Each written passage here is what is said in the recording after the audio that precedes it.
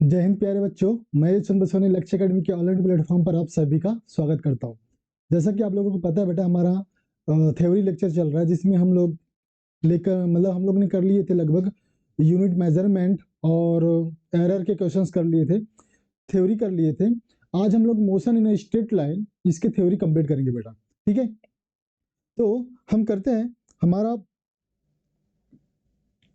आज का हेडिंग है, चैप्टर नेम है मोशन इन स्ट्रेट लाइन। क्या बेटा हमारा आज का heading? Motion in straight line, ठीक है। और मोशन इन स्ट्रेट लाइन आपको पता है सिंपल सा है, कॉन्सेप्ट ज्यादा इतना टफ नहीं है, समझ में आ जाएगा बहुत अच्छे से। आई होप आज के बाद आप लोगों को मोशन इन स्ट्रेट लाइन से किसी प्रकार का डाउट नहीं रहेगा, बहुत इजी तरीके से समझेंगे हम लोग, ठीक है। तो मोशन इन स्ट्रेट लाइन में हमारा टॉपिक है पहला फ्रेम ऑफ रेफरेंस। अच्छा, फ्रेम ऑफ रेफरेंस को समझते हैं, बहुत इंपॉर्टेंट चीज है। बिना फ्रेम ऑफ रेफरेंस को आप फिजिक्स को स्टडी ही नहीं कर सकते। मतलब आप फिजिक्स में जितने भी नियम कानून पढ़ते हो, मतलब जितने भी रूल पढ़ते हो, फ्रेम ऑफ रेफरेंस के हिसाब से ही उसको तय किया जाता है कि वो है एक्चुअल में नियम क्या है, ठीक है ना। तो फ्रेम ऑफ रेफरेंस होता क्या है? फ्रेम ऑफ रेफरेंस आपको कोऑर्डिनेट सिस्टम के थ्रू रिप्रेजेंट किया जाएगा। अच्छा, पहले समझ जाइएगा, पहले फिल कर लेते हैं फ्रेम ऑफ रेफरेंस क्या होता है। किसी भी वस्तु की पोजीशन को बताने के लिए आपको एक फ्रेम ऑफ रेफरेंस चाहिए होता है। किसी भी वस्तु के पोजीशन को बताने के लिए, मतलब दो पोजीशन होती है, पहले तो गति की अवस्था होती है और विराम की अवस्था होती है।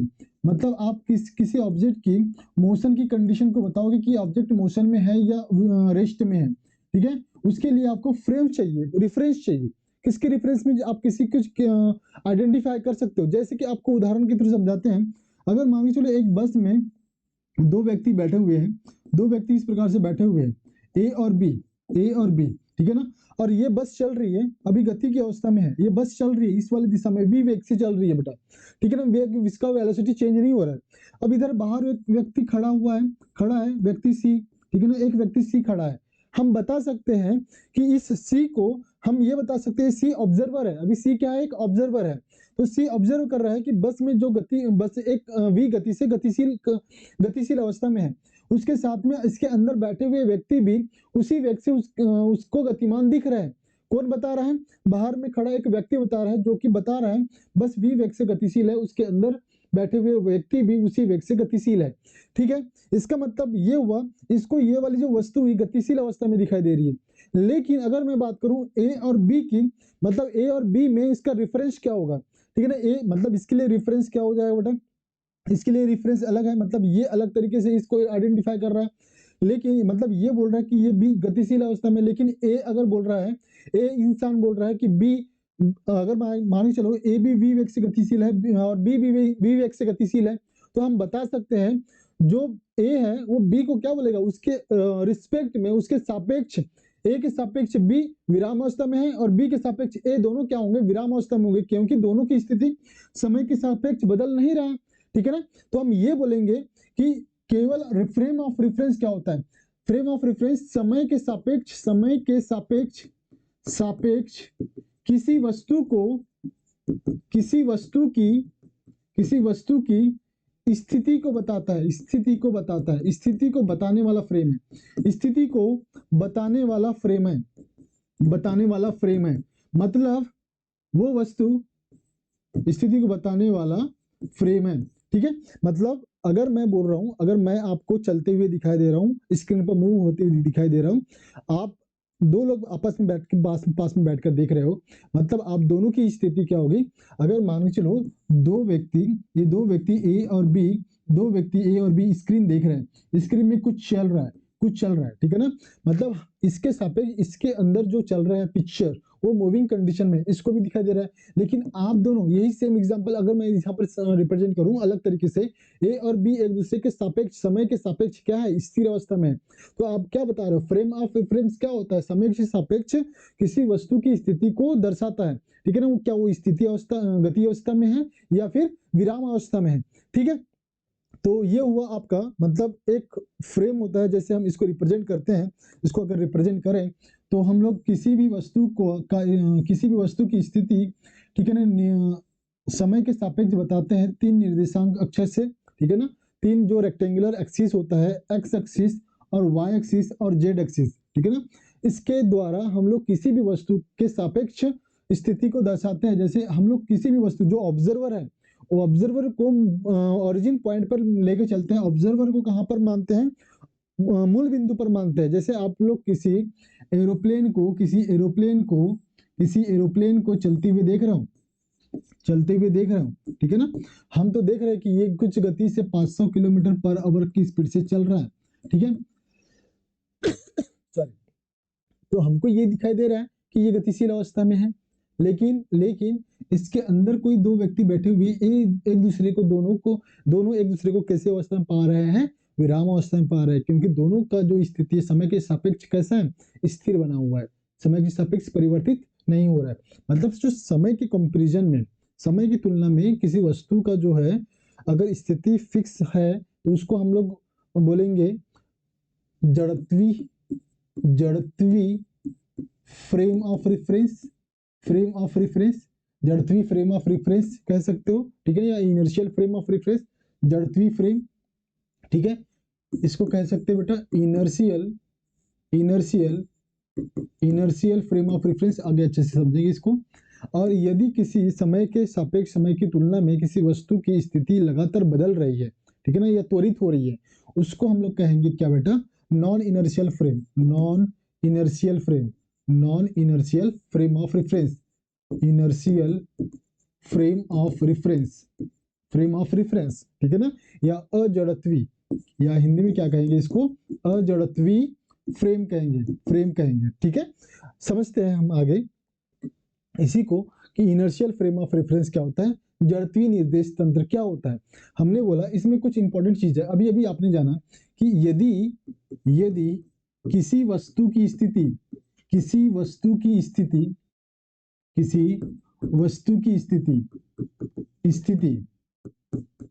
समय के सापेक्ष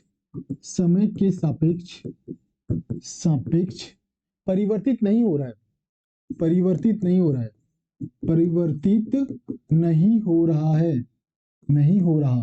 ठीक है। अच्छा, समय के सापेक्ष क्या बोल सकते हैं? समय के सापेक्ष ये बोल सकते हैं, या मूल बिंदु के सापेक्ष, इसको क्या बोल सकते हो? समय के सापेक्ष को क्या बोल सकते हो? मूल बिंदु के सापेक्ष भी बोल सकते हो, मूल बिंदु के सापेक्ष, क्योंकि हमने ऑब्जर्वर को कहाँ बिठाल के रख दिया है? ऑब्जर्वर को बिठाल के रख दिया है यहाँ पर। ऑब्जर्वर को कहाँ बिठाल के रख दिया है? यहीं पर। मतलब आपने ऑब्जर्वर को यहाँ पर बिठा के रखा, और इधर जो भी वस्तु चल रही है लाइक एरोप्लेन, उसको क्या कर रहा है? ऑब्जर्व कर रहा है। मतलब 1 मिनट में ये यहाँ पर था, फिर यहाँ पर अगर 100 मीटर चला तो ये कितना समय लिया? 1 घंटा लिया। मतलब ऐसे आप लोग देखते हो, ऑब्जर्वर कौन कर रहा है इसको? इसके गति के बारे में कौन अध्ययन कर रहा है? ये ऑब्जर्वर को हमने मूल बिंदु मान रखा है, ठीक है ना। या फिर ये बता रहा है, ऑब्जर्वर अपने आप को स्थिर समय में बता रहा है, और ये समय को देखते हुए बता रहा है कि इसकी स्थिति में क्या क्या परिवर्तित हो रहा है।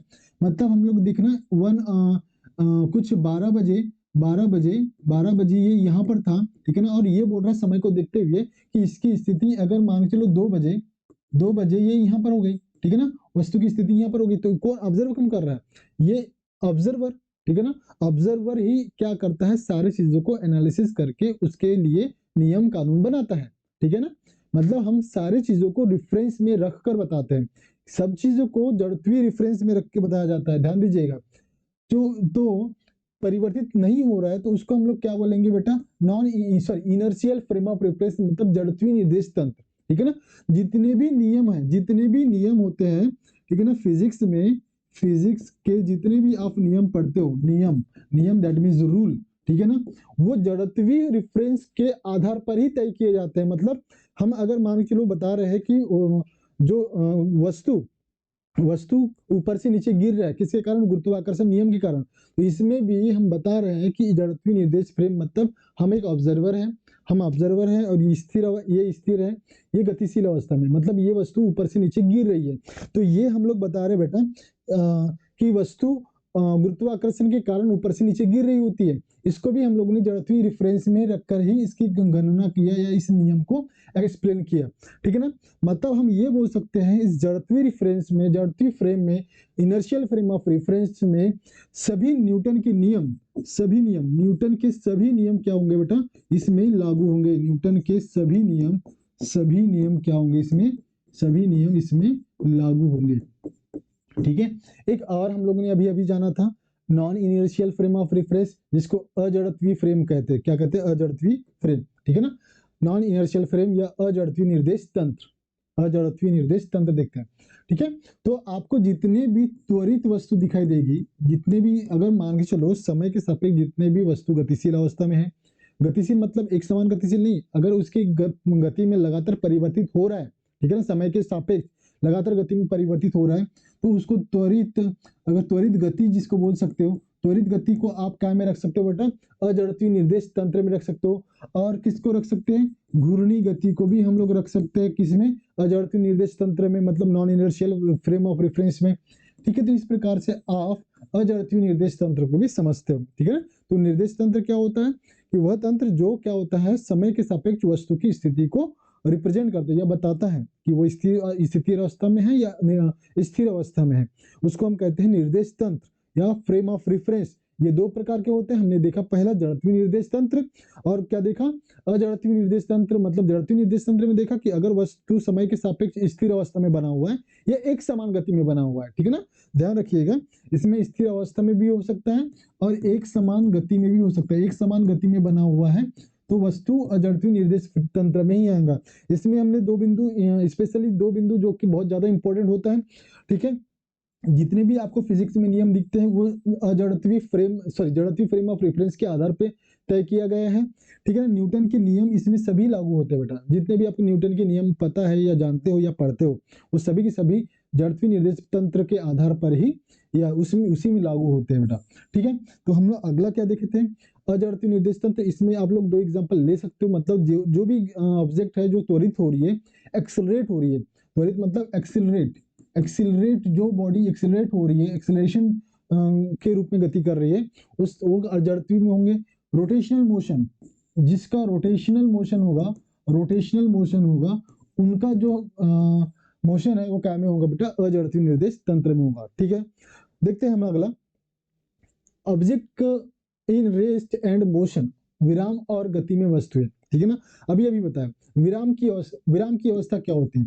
विराम की अवस्था क्या होती है? सिंपल है, आपके घर में जो टेबल रखा हुआ होता है, ठीक है ना, आप सुबह से शाम तक देखते हो कि टेबल की अवस्था में परिवर्तित नहीं हो रहा है।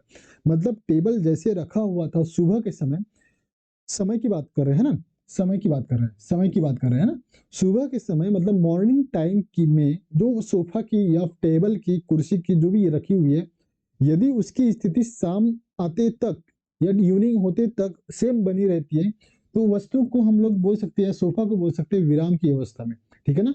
मतलब हम यहाँ लिख सकते हैं इसका परिभाषा, यदि वस्तु की स्थिति या पोजीशन, यदि वस्तु की स्थिति या पोजीशन, समय के सापेक्ष, ठीक है ना, परिवर्तित नहीं हो रहा हो तो, परिवर्तित नहीं हो रहा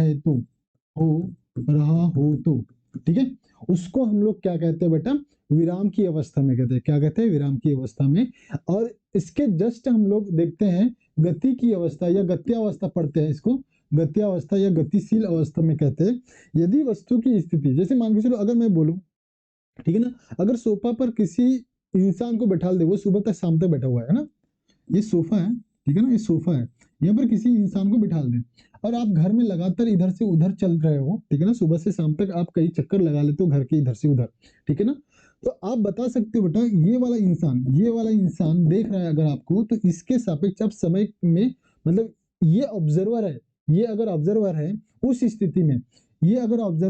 स्थिति में, हम लोग बोलते हैं कि ये जो है ये व्यक्ति क्या होता है, लगातार अपनी गति को क्या कर रहा है? बदल रहा है। मतलब उसकी स्थिति क्या हो रही है? लगातार बदल रही है। इसकी स्थिति क्या हो रही है? मतलब परिवर्तित हो रही है, ठीक है। और जैसे हमने देखा, इसको ऑब्जर्वर बनाया, मतलब इसको ऑरिजिन पर रखें, मूल बिंदु पर रखें, तो ये इसको क्या देख रहा है? ये इसको, इसके हिसाब से ये कैसी अवस्था में? स्थिर अवस्था में। इसके हिसाब से ये कैसी अवस्था में है? गतिशील अवस्था में। तो हम बता सकते हैं ना बेटा, गतिशील अवस्था को हम लिख सकते हैं समय के साथ परिवर्तन, समय के सापेक्ष स्थिति में परिवर्तन। समय के सापेक्ष क्या में परिवर्तन बेटा? स्थिति में परिवर्तन, स्थिति में परिवर्तन को क्या कहते हैं हम लोग? समय के सापेक्ष स्थिति में परिवर्तन को क्या कहते हैं? गतिशील अवस्था में कहते हैं, गतिशील अवस्था में। रिकॉर्डिंग हो रहा है बेटा? ओके। तो समय के सापेक्ष स्थिति में परिवर्तन को क्या कहते हैं? गतिशील अवस्था। तो ये समझ में आ गया आपको, ठीक है ना? जैसे कि आप लोग देख रहे हो, जैसे हम लोग उदाहरण के तौर पे समझते हैं, ठीक है ना? आप बस से चल रहे होते हो, आप बस से अगर यात्रा कर रहे होते हो, ये खिड़की है, ये खिड़की है, अब बस से यात्रा कर रहे हो, अब बस आप खिड़की के पास बैठे हुए हो, यहाँ ड्राइवर है, ये चल रही है वी वेग से, ठीक है ना? और आसपास में कोई देख रहे हो, आसपास पेड़ पौधे हैं, पेड़ पौधे हैं, ठीक है ना? पेड़ पौधे हैं, खंबे हैं, खंबे हैं, ठीक है ना? तो इस प्रकार से आप देखोगे, आपको दिखाई देता है जो आपके सापेक्ष, आपको जो बाहर की वस्तु है वो भी गतिशील अवस्था में दिखाई देती है, क्योंकि आप गतिशील अवस्था में हो। लेकिन इसको भी आप गतिशील अवस्था में दिखाई दोगे। लेकिन अगर मैं इस दोनों के बारे में बात करूं तो ये दोनों एक दूसरे के सापेक्ष स्थिति में परिवर्तन नहीं कर रहा है।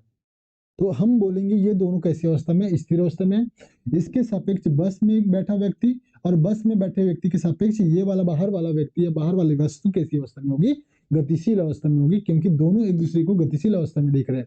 दोनों की स्थिति समय के सापेक्ष परिवर्तित हो रही है, लेकिन बाहर में जो बैठा हुआ व्यक्ति है, बाहर में जो खड़े हैं व्यक्ति, ये खंबा या पेड़ ले लो, पोल या ट्री ले लो, पेड़ ले लो, कोई भी, ये दोनों की जो स्थिति है सापेक्ष समय के सापेक्ष परिवर्तित नहीं हो रही है। इसलिए हम ये बोलेंगे स्थिर अवस्था में। ये कैसी अवस्था में? स्थिर अवस्था में। और ये दोनों एक दूसरे के लिए कैसी अवस्था में है? गतिशील अवस्था में, गतिशील अवस्था में। अगर मैं बात करूं बस में बैठे हुए कोई दो व्यक्ति की, यहाँ पर कोई ए नाम का बैठा है, यहाँ कोई बी नाम का बैठा हुआ है, तो ध्यान दीजिएगा, बस चल रही एक्स और वाई स्थान, एक्स स्थान से निकली वाई स्थान पर पहुंची।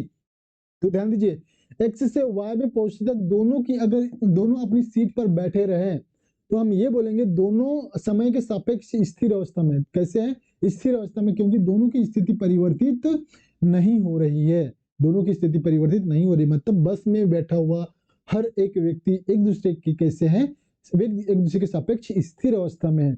लेकिन अगर बाहर की तुलना में बात करेंगे तो वो गतिशील अवस्था में होगी। क्लियर है बेटा? आई होप ये समझ में आ गया होगा। ठीक है, अगला हम देखते हैं कि पॉइंट ऑब्जेक्ट क्या होता है, ये बिंदु वस्तु क्या होता है। बिंदु वस्तु क्या होता है? ऑब्वियसली बिंदु वस्तु, हम हर चीज को बिंदु वस्तु की तुलना में कंपैरिजन कर सकते हैं। मतलब एक ये क्या होता है बिंदु वस्तु, ठीक है ना? गणना को या ऑब्जर्वेशन को ठीक है इजी बनाने के लिए या आसान करने के लिए क्या किसी फ्रेम ऑफ रेफरेंस को पॉइंट ऑब्जेक्ट मान लिया जाता है। ठीक है ना? किसी फ्रेम ऑफ रेफरेंस को जिसकी अध्ययन कर रहे हैं उसके लिए हम उस ऑब्जेक्ट को क्या मान लेते हैं? बिंदु आकार का मान लेते हैं। जैसे कि अगर ये बस है, इस बस की जो लेंथ है ये 10 मीटर होगी, लेकिन और ये बस चला, ठीक है ना? ठीक है, बस चला 5000 मीटर या 5 किलोमीटर, ठीक है? और हमको बस की गति को अध्ययन करना है। बस की गति को अध्ययन करने के लिए आप बस को क्या मान लेते हो बेटा? बिंदु आकार का मान लेते हो, मतलब पॉइंट ऑब्जेक्ट मान लेते हो। क्यों मान लेते? क्योंकि हमको इसकी गति का अध्ययन करना है, जिसके लिए आसानी हो उसके लिए हम लोग क्या कर लेते हैं? इस बस को पॉइंट ऑब्जेक्ट मान लेते हैं। अब पॉइंट ऑब्जेक्ट क्यों मान रहे हैं? क्योंकि मैंने बोला ये एक एक्स स्थान से वाई स्थान तक चला, इसकी दूरी कितनी है? 5000 मीटर, 5 किलोमीटर, ठीक है ना? तो इसके तुलना में इसके द्वारा तय की गई दूरी इसकी लंबाई की तुलना में क्या होता है? बहुत बहुत ज्यादा है, इसलिए हम इसको नगण्य मान लेते हैं। या हम ये बोल सकते हैं इस दूरी की तुलना में इसकी लंबाई, इसका आकार क्या है? नगण्य है या छोटा है, बहुत छोटा है। इसीलिए हम गति अध्ययन को आसान बनाने के लिए इसको हम लोग क्या मान लेते हैं? बिंदु आकार मान लेते हैं। जैसे कि आप देखते हो क्रिकेट ग्राउंड में ये पिच है, ठीक है ना? इधर कोई बैट्समैन है, स्टंप लगा दिया मैंने, बैट्समैन है, बॉलर बॉलिंग करता है, ठीक है ना? बैट्समैन लगाता है 6, ठीक है ना? 6 लगाता है तो बॉल यूं ट्रेवल करते हुए स्टेडियम के बाहर जाकर गिरती है, या हम लोग बोलते हैं ऑडियंस के बीच में जाकर गिरती है, ठीक है ना? तो बॉल का आकार क्या है? एक छोटा सा आकार होता है, इतना सा आकार होता है, लेकिन उसके द्वारा तय की गई दूरी जो हम अगर कैलकुलेशन करें वो बहुत ज्यादा होती है, ठीक है? तो इस दूरी की तुलना में बॉल का जो आकार है वो क्या है? बिंदु आकार का है, पॉइंट ऑब्जेक्ट हम लोग मान के चलते हैं, ठीक है। तो इस प्रकार से आप पॉइंट ऑब्जेक्ट को समझ सकते हो। जैसे हम और भी उदाहरण समझ सकते हैं, एक चींटी है, ठीक है ना, आपके घर में एक बड़ा सा हॉल है, आपके घर में एक बड़ा सा हॉल है, ठीक है ना, और एक चींटी क्या होती है, एक दीवार से दूसरी दीवार अगर तय कर रही है, एक दीवार से दूसरी दीवार की दूरी अगर तय कर रही है, तो एक चींटी की जो आकार है, ठीक है ना, उसके द्वारा तय की गई दूरी के कंपैरिजन में बहुत बहुत बहुत छोटा होता है। इसलिए हमने उसको अध्ययन करने के लिए उसको बिंदु आकार मान लिया है, पॉइंट ऑब्जेक्ट मान लिया है, ठीक है। तो पॉइंट ऑब्जेक्ट समझ में आया बेटा, ठीक है। देखते हैं हम आगे, एक विमी, द्विविमी और त्रिविमी गति। सिंपल है, एक विमी मतलब एक विमा में, द्विविमी मतलब दो विमा में, त्रिविमी मतलब तीन विमा में, ठीक है ना। तो एक विमी हम लोग देखते हैं, एक विमी, एक विमी को हम लोग पढ़ते हैं one dimension motion, one dimension motion, one dimension motion, इसको वन डी भी पढ़ते हैं। क्या पढ़ते हैं? One D. यदि कोई वस्तु किसी सरल रेखा में गति करे तो इसकी गति क्या में होती है बेटा? इसकी गति होती है, इसकी जो गति होती है बेटा सरल रेखा में होती है। क्या में होती है? सरल रेखा में, ठीक है ना। सरल रेखा या किसी एक अक्ष में होती है, एक अक्ष में, या एक अक्ष के लिए बात कर ले, ठीक है। तो हम बात करेंगे, अगर फ्रेम ऑफ रेफरेंस बना लिए, ये एक्स अक्ष है, ये वाई अक्ष और ये जेड अक्ष, ठीक है। तो वस्तु को अगर हम लोग किसी सरल रेखा में ही लेकर चले, सरल रेखा में ही गति कर रही है, लगातार सरल रेखा में गति कर रही है, तो वस्तु की इस प्रकार की गति को हम लोग क्या बोलेंगे? एक विमीय गति या वन डायमेंशनल मोशन, ठीक है। तो वस्तु अगर स्थिर अवस्था में होगी तो ये एक जगह ही बनी रहेगी, मतलब इसके निर्देशांक में परिवर्तित नहीं होगा। हम लोग बात कर रहे हैं 1 2 3 4 5 6, एक्स अक्ष में निर्देशांक मैंने रिप्रेजेंट कर दिया है। अगर मान के चलो वस्तु अगर समय के सापेक्ष t बराबर 1 में, t बराबर 0 में, t बराबर 1 में, t बराबर 2 में, इस प्रकार से मैं बॉक्स बना लूं, इस प्रकार से मैं बॉक्स बना लूं, और मैंने ऊपर वाले बॉक्स में समय को दर्शाया, नीचे वाले बॉक्स में स्थिति को दर्शाया, ठीक है। तो हम लोग अलग अलग स्थिति के लिए बात करें कि अगर 0 में इसकी स्थिति 2 है, ठीक है ना, 1 सेकंड बाद उसकी स्थिति 2 है, 2 सेकंड बाद उसकी स्थिति भी 2 है, 3 सेकंड बाद उसकी स्थिति क्या है? 2 है। तो अगर मान लो समय के सापेक्ष वस्तु की स्थिति परिवर्तित नहीं है, ये जहां का वहीं बना हुआ है, तो हम कहेंगे वस्तु स्थिर अवस्था में। लेकिन अगर ऐसा हो, लेकिन अगर ऐसा हो आपको दिख रहा है ये टी का निर्देशांक और ये समय के लिए, ठीक है ना। यदि हम लोग बात करें, अगर ये टी बराबर 0 में इसकी स्थिति 1 रही, फिर टी बराबर 1 सेकंड में इसकी स्थिति 2 हो गई, फिर ये 2 सेकंड बाद इसकी स्थिति 3 मीटर चली है, फिर 3 सेकंड बाद इसी 4 मीटर चली। तो हम देख रहे हैं ना बेटा, समय के सापेक्ष इसकी स्थिति में भी लगातार परिवर्तित हो रहा है, मतलब एक्स निर्देशांक लगातार क्या हो रहा है? बदल रहा है। तो हम ये बोल सकते हैं इस स्थिति में ये विरामावस्था के लिए है, विरामावस्था में है, और इस स्थिति में हम बता सकते हैं वस्तु कैसी है? गतिशील अवस्था में। कैसी है बेटा? गतिशील अवस्था में, गतिशील अवस्था में। क्लियर है? ठीक है। अब हम लोग देखते हैं द्विविमीय गति क्या होता है? क्या होता है द्विविमीय गति? ठीक है ना, द्विविमीय द्विविमीय गति क्या होता है ये समझते हैं। द्विविमीय गति क्या होता है? द्विविमीय गति को हम लोग बोलते हैं बेटा टू डायमेंशनल मोशन, या 2D भी बोलते हो, ठीक है ना।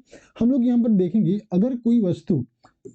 अगर किसी वस्तु की गति समतल में हो रही हो, समतल मतलब प्लेन, समतल में हो रही हो या प्लेन में हो रहा हो, ठीक है ना, तो उसकी उस गति को हम लोग क्या बोलेंगे? द्विविमीय गति, ठीक है।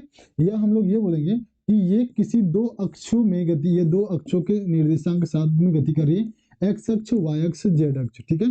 तो इस प्रकार से हम देखेंगे कि वस्तु प्लेन में गति कर रही होगी, इस समतल में गति कर रही है। अब ये एक अक्ष की बात नहीं कर रहे हैं, अब इसमें हम लोग दो निर्देशांक दर्शाएंगे, ये एक्स अक्ष, वाई अक्ष के निर्देशांक ये दर्शा रहा होगा बेटा। इसके दो अक्ष में लगा दो, अगर स्थिर अवस्था में है तो उसके निर्देशांक परिवर्तित नहीं होंगे, लेकिन अगर गतिशील अवस्था में है तो उसके एक्स निर्देशांक में भी परिवर्तित होगा और वाई निर्देशांक में भी परिवर्तित होगा, ठीक है। इसमें हम लोग उदाहरण, अच्छा एक विमी में उदाहरण दे सकते हो। अगर एक किसी सीधी सड़क में बस की गति को देख सकते हो, एक सीधी रेलवे ट्रैक में यहाँ पर बस की गति को देख सकते हो, कार की गति। अगर रोड सीधी है एकदम, रोड का डायरेक्शन चेंज नहीं हुआ है, रोड का डायरेक्शन जिगजैग नहीं है, ठीक है ना। अगर मान के चलो रोड एकदम सीधी है, स्ट्रेट है, तो उसमें बस चल रही है, कार चल रही है, ठीक है ना, तो उसकी उस गति को हम लोग एकविमीय गति बोलेंगे। लेकिन और एकदम ट्रैक भी के लिए बात करेंगे, ट्रैक भी का भी कुछ हिस्सा एकदम स्ट्रेट होता है, ठीक है ना, तब तक के लिए, जब तक के ट्रैक एकदम स्ट्रेट है तब तक के लिए हम जो ट्रेन की गति है उसको एकविमीय गति बोल सकते हो। ठीक है, बहुत सारे उदाहरण है, यहाँ पर हम उदाहरण दे सकते हैं, ठीक है ना। कैरम कैरम गोटी होता है, ठीक है ना, स्ट्राइकर, कैरम कैरम या billiards ball, generally billiard ball जानते होंगे बेटा, बिलियर्ड बॉल इसकी जो गति होती है उसको हम क्या कहते हैं, द्विमीय गति कहते हैं, ठीक है ना। या जो कीड़ा रेंगरा है, इंसेक्ट चल रही है किसी जमीन फर्श के ऊपर, उसकी गति को हम लोग क्या बोलेंगे, द्विमीय गति बोलेंगे, ठीक है ना। बहुत सारे ढेर सारे उदाहरण ले सकते हो। अगला हम समझते हैं त्रिविमीय गति क्या होता है। त्रिविमीय गति क्या होता है, या थ्री डायमेंशन मोशन क्या होता है, ठीक है ना। यदि कोई वस्तु, ठीक है, आकाश में, इसकी जो गति होगी ये होगी आकाश में या अंतरिक्ष में, ले लो, आकाश को हम लोग अंतरिक्ष भी बोल सकते हैं, अंतरिक्ष में या हवा में, ठीक है ना। इस प्रकार से अगर गति कर रही हो या आसमान में अगर गति कर रही हो तो उसकी उस गति को हम लोग क्या बोलेंगे बेटा, त्रिविमीय गति बोलेंगे। इसमें हम लोग एक्स अक्ष, वाई अक्ष, जेड अक्ष दर्शा रहे हैं। एक्स अक्ष, वाई, जेड अक्ष यहाँ पर किसी वस्तु की स्थिति तीनों निर्देशांक परिवर्तित होगा। यदि वस्तु गतिशील अवस्था में है तो उसके तीनों निर्देशांक में परिवर्तित होगा। एक्स निर्देशांक, वाई निर्देशांक और जेड निर्देशांक, तीनों निर्देशांक में परिवर्तित देखने के लिए मिलेगा बेटा, ठीक है। तो हमने देखा ये एक्स वाई और ये जेड, ठीक है, इस प्रकार से तीनों निर्देशांक में परिवर्तित देखने के लिए मिलेगा। इसमें हम उदाहरण बता सकते हो आप, ठीक है ना, पक्षी उड़ रही है उसकी उस गति को, एरोप्लेन के उड़ने की उस गति को, ठीक है ना। फुटबॉल को की आपने, फुटबॉल हवा में उड़ते हुए एक जगह से दूसरी जगह गया, तो उड़ने तक के समय को उसको क्या बोल सकते हैं हम लोग बोल सकते हैं त्रिविमीय गति। क्लियर है, ठीक है। तो ये उदाहरण क्लियर हुआ बेटा। आगे हम देखते हैं मोशन इन स्ट्रेट लाइन, जो हमारा चैप्टर का नाम है। सिंपल है कि अगर कोई ऑब्जेक्ट किसी एक ही अक्ष में गति कर रही है, लगातार किसी एक अक्ष में बात करी, हम एक्स अक्ष के लिए बात कर रहे हैं ना, किसी एक ही अक्ष में गति कर रही है तो उसकी इस गति को हम लोग बोलते हैं एकविमीय गति या सरल रेखा में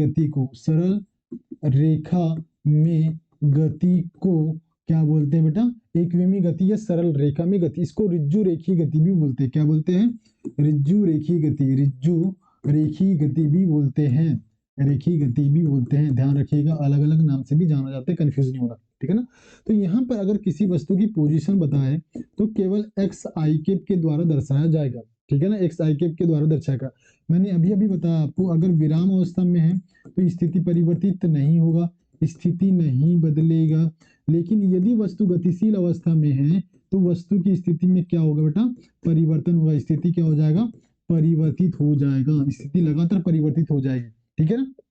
ओके, देखते हैं हम लोग आगे क्या बेटा, पोजीशन टाइम ग्राफ एक्सिस क्या है, समय ग्राफ, ठीक है ना, स्थिति समय ग्राफ को समझते हैं बेटा। पोजीशन टाइम ग्राफ क्या है, ठीक है ना। अच्छा, अगर मैं मान के चलूं, ठीक है ना, विराम के लिए परिवर्तित, अगर मान के चलो किसी वस्तु की, यदि किसी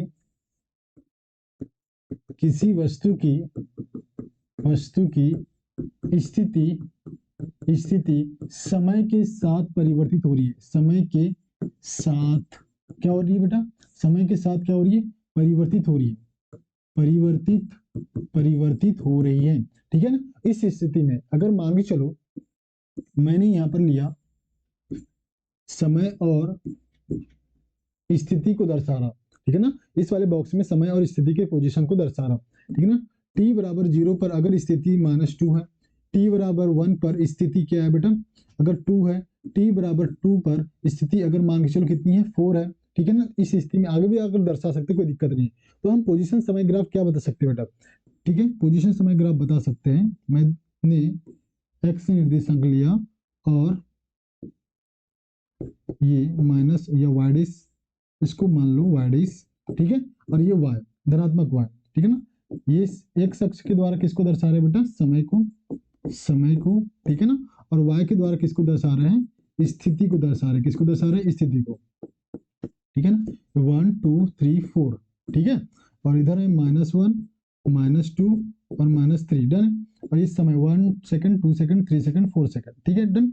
अगर मैं बोलूं कि 0 के साथ में सापेक्ष इसकी स्थिति क्या है, इसकी स्थिति क्या है बेटा, इसकी स्थिति क्या है, 2 है, ठीक है ना। 1 के सापेक्ष इसकी स्थिति क्या है, 1 सेकंड में इसकी स्थिति क्या हो गई, 2 हो गई, इसकी स्थिति क्या हो गई, सॉरी, ये हो जाएगा 2, डन। और 2 सेकंड बाद इसकी स्थिति क्या होगी बेटा, 2 सेकंड बाद इसकी स्थिति क्या होगी, 4 हो गई। तो हम इसको अगर मिलाऊं तो ये इस प्रकार से बनेगा, ठीक है। अगर मान के चलो स्थिति समय ग्राफ में हम लोग परिवर्तन, स्थिति के परिवर्तन के हम लोग समझाए, स्थिति के परिवर्तन को समझाए स्थिति समय ग्राफ के द्वारा, तो हम लोगों को इस प्रकार का कर्व मिलता है, इस प्रकार का ग्राफ देखने के लिए मिलता है। लेकिन वहीं अगर मैं विराम अवस्था के लिए बताऊं, किसी भी विराम अवस्था को हम अगर दर्शाए स्थिति समय ग्राफ, फिर से हम यहाँ पर दर्शा रहे हैं। अगर मान के चलो समय बदल रहा है, स्थिति नहीं बदल रही है, मतलब 0 समय में वस्तु की स्थिति अगर 2 है, ठीक है ना, अगर 2 को 4 है, ठीक है ना, और 1 सेकंड बाद वस्तु की स्थिति भी वही है, 2 सेकंड बाद वस्तु की स्थिति वही है, 3 सेकंड बाद वस्तु की स्थिति वही बनी हुई है, मतलब वस्तु की स्थिति में परिवर्तित नहीं हो रहा है, उसको हम कहते हैं विराम की अवस्था। उस स्थिति में ग्राफ कैसे दर्शाया जाएगा बेटा, हम लोग लिख रहे हैं यहाँ पर 0, ठीक है ना, 1 2 3 and 4, 1 second 2 second 3 second and 4 second.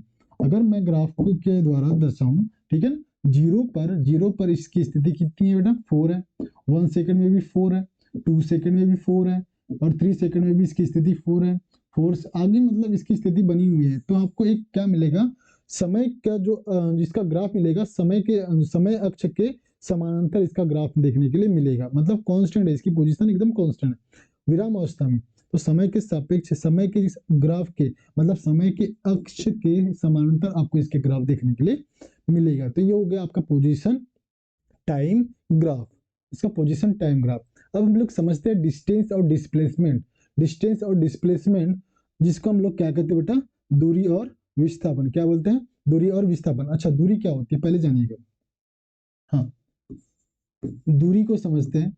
दूरी क्या होता है बेटा, दूरी क्या होता है, अगर मान के चलो मैं यहाँ पर दर्शाऊं, अगर मान के चलो आपने एक एक्स बोल दे इसको, एक्स और वाई दो स्थान चले, कोई दो व्यक्ति अलग अलग, ठीक है ना, एक व्यक्ति ऐसे चला, एक व्यक्ति ऐसे चला और एक व्यक्ति ऐसे चला, ठीक है, पहला व्यक्ति, दूसरा व्यक्ति, तीसरा व्यक्ति। अब बताओगे तीनों व्यक्तियों का जो मंजिल है एक ही जगह, तीनों ने एक्स से शुरुआत किया, वाई पर खत्म किया, लेकिन तीनों ने अलग अलग रास्ता चुना चलने के लिए, यात्रा करने के लिए तीनों ने अलग अलग रास्ता चुना। हम ये बोलेंगे कि जो एक है, ऑब्वियसली जो एक के द्वारा जो तीन के द्वारा तय की गई दूरी है वो सबसे ज्यादा है। तो दूरी क्या होता है, बेटा, दूरी क्या होता है, तय की गई पथ की कुल लंबाई। क्या होता है, कुल लंबाई। क्या होगा, कुल लंबाई।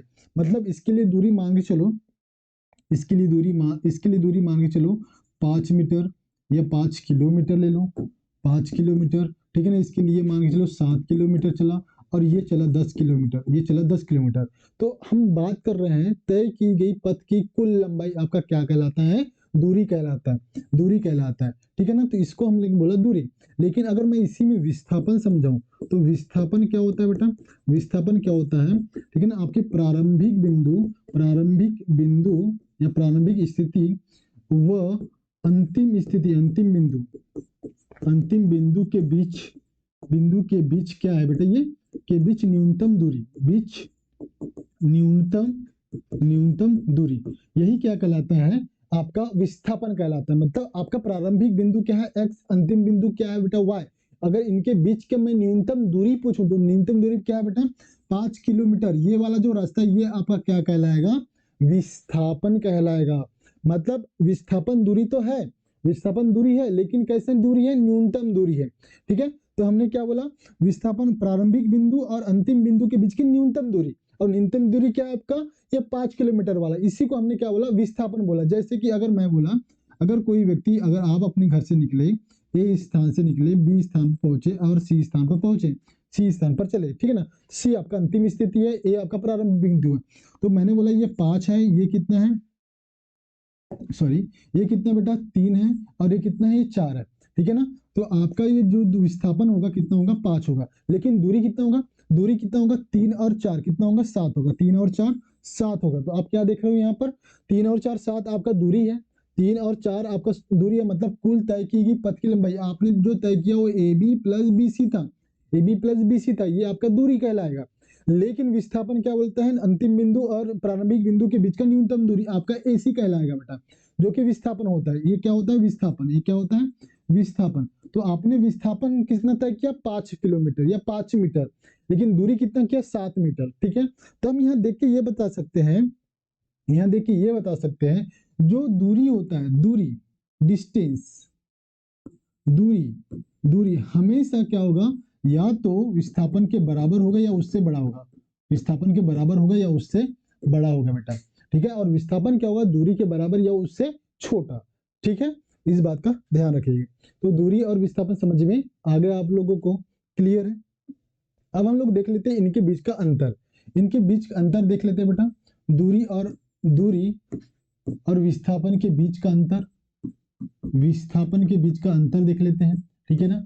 दूरी क्या होता है, एक अदिश राशि होती है, ये दिशा पर निर्भर नहीं करता बेटा, एक अदिश राशि होती है, स्केलर क्वांटिटी होता है, स्केलर क्वांटिटी होता है, ये स्केलर क्वांटिटी होता है। और विस्थापन क्या होता है, एक सदिश राशि होती है, कैसी राशि होती है, ये सदिश राशि, मतलब वेक्टर क्वांटिटी, वेक्टर क्वांटिटी, इसका एक डायरेक्शन होता है, एक फिक्स डायरेक्शन पे ही ये चल रही होती है, ठीक है। हमेशा ध्यान रखिए, दूरी, दूरी ऑलवेज पॉजिटिव होता है, ये कैसा होता है बेटा, ऑलवेज, ऑलवेज क्या होता है, ये पॉजिटिव होता है। लेकिन विस्थापन क्या होता है, ये पॉजिटिव भी हो सकता है, नेगेटिव भी हो सकता है और जीरो भी हो सकता है बेटा, ठीक है ना। दो अंतर हो गए। तीसरा अंतर आप लोगों ने क्या देखे, देखे कि जो डिस्टेंस होता है, जो दूरी होता है, डिस्टेंस, डिस्टेंस, डिस्टेंस क्या होगा बेटा, always greater than and equal to displacement, क्या होगा, डिस्प्लेसमेंट। विस्थापन, दूरी हमेशा विस्थापन से बड़ी और बराबर हो सकती है, ठीक है ना। इसके जस्ट विपरीत डिस्प्लेसमेंट क्या होगा बेटा, displacement always less than and equal distance, क्या होगा, डिस्टेंस के बराबर भी हो सकता है और उससे छोटा होगा बेटा, ठीक है। और भी उदाहरण देख सकते, मतलब उसका परिभाषा भी उसका अंतर को रिप्रेजेंट करेगा। मतलब ये क्या होता है बेटा, ये टोटल लेंथ होता है, ये टोटल, ठीक है ना, लेंथ ऑफ टोटल पाथ, इसको कह सकते हैं length of total path, total path मतलब ये कुल तय की दूरी, कुल तय की गई पथ की क्या है, ये लंबाई होती है, ठीक है ना। ये क्या होता है, क्या होता है, final point, final point and initial point के बीच का डिफरेंस होता है, या मिनिमम डिस्टेंस होता है, ठीक है ना। ये क्या होता है, अंतिम बिंदु और प्रारंभिक बिंदु के बीच का न्यूनतम दूरी को रिप्रेजेंट करता है विस्थापन, ठीक है। इस प्रकार से आप लोगों ने विस्थापन और दूरी को समझा, विस्थापन को समझा, दूरी और विस्थापन के बीच के अंतर को समझा बेटा, ठीक है। तो आगे हम लोग पढ़ेंगे चाल और वेग, वो हम लोग आगे के लेक्चर में करेंगे, ठीक है। मिलते हैं नेक्स्ट लेक्चर में, थैंक यू।